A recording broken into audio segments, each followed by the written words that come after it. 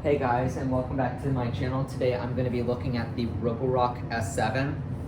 So the reason I have this is I've had my eye on this robot for quite a while now, about 2 years since Roborock first announced about this robot.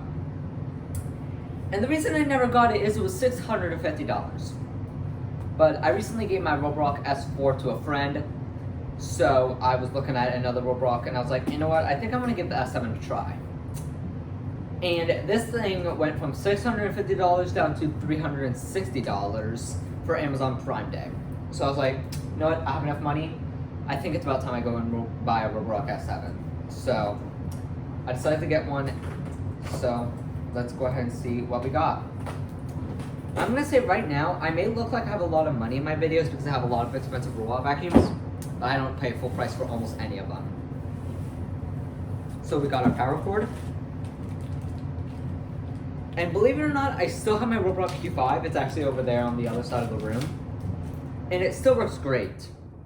And there's nothing wrong with it. And I've done a lot of crazy stuff with it. Got our manuals, which I'm probably not going to end up reading because this is really similar to my Roborock Q5, and I didn't have to read the manual for that. App Connect Network Guide. So here's one of the big changes that they had with the S7, is they made this mop that vibrates and that lifts up on its own. If I move it in the middle, you can see it has like a little vibration thing in the middle. It's hard to see, but if I move it a little bit, you can kind of see it. And I'm really hoping this one will work good because if you remember, I unboxed the iHome Luna Pro a while back, and that is one of the things I was really excited for with that robot. I was hoping the vibrating mop was going to work out on that, but almost everything on that robot was a fail. Cardboard. Of the Roborock S7, and I must say right now, this is probably the heaviest robot vacuum I've ever held before. And then we got our dock, which is really similar to the Roborock Q5 dock, except it has a different power cord. Looks really similar to my Q5 dock. So the main reason I've also had my eyes on the S7 for a long time is this was the first robot Roborock announced to have a self-emptying bin. And I never did get the self-emptying bin for my Q5, but I probably will for this S7. Go ahead and unwrap it. I'm really hoping after I get the self-empty bin for this, I can say the Roborock S7 is one of, if not my favorite robot vacuum. But first, if it wants me to say that, it's gonna have to compete with the my Roomba J7 Plus, which is my current favorite robot. And there's a robot I'm gonna be buying soon. And that is probably the only robot that I'll be surprised if this robot can beat. Because it's just, let's just say it's high-end. Let's say it's it's high-end. So here we have the S7. Let's go ahead and look at the dirt bin. This bin isn't massive, but it's a pretty good size. But as I said, I'm not gonna have to worry about emptying this much because I do plan on getting the auto empty dock for it.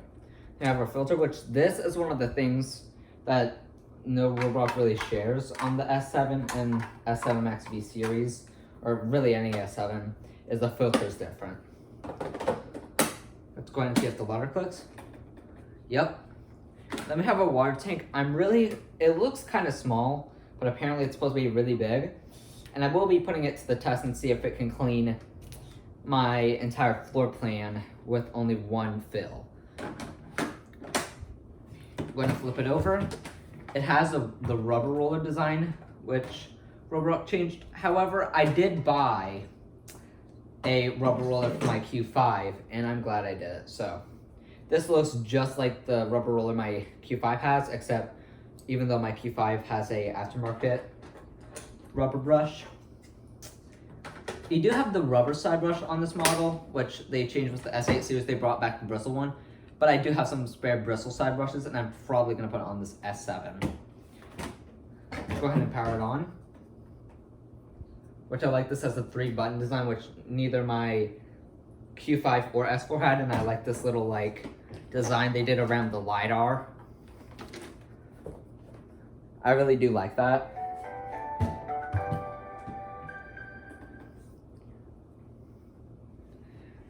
And then Error 12.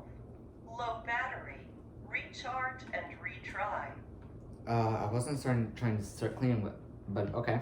And then you have your dock button, your start, and your spot.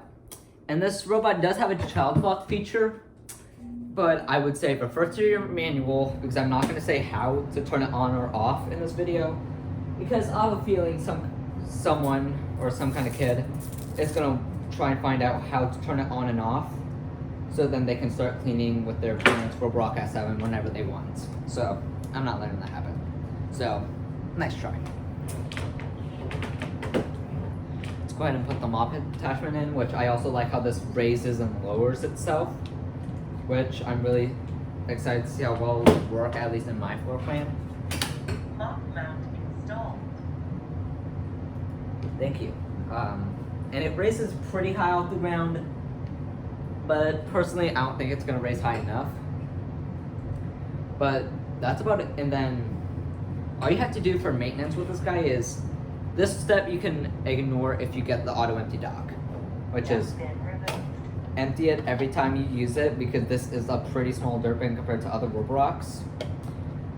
And then clean out your filter. And one thing I've always done with my Q5 and almost all my robot vacuum filters is I just smack them on the floor and I'll get all the dirt out, and then I just grab a cordless vacuum like my Dyson V10 or the Tinko 810 Plus that I reviewed a while back, and that will get most of it out and stuff. So that's what I personally do, but not everyone can do that. And then on the side, also I want to say this, if you get the auto empty dock, there's a little door you have to take off on the side of the dirt bin, which I think this side is, yeah, there you go, which is an inlet for the airflow. It's hard to see, but it's right there. Right there. And then you do need to find a safe place for this, which I'm going to go ahead and put mine back on because I do not have the auto empty dock. Dustbin installed. And then for the rest of it, you need to clean this mopping pad every time you are done mopping with it. Mop mount installed. And then you also need to take out the rubber roller, which these end caps come off really easily. You just twist and they come off. And then, because hair will get trapped in there. And I also want to say right now, my next video, it will be about just my puppy with some vacuum stuff in it. But I'm actually going to wait a little bit to do that because I want to see how well this S7 works as well with that kind of stuff. And then you also will need to get a screwdriver. Error 12. Low battery. Recharge and retry. I wasn't trying to clean. And then you just need a screwdriver to take the side bush off, pop that off, and clean it.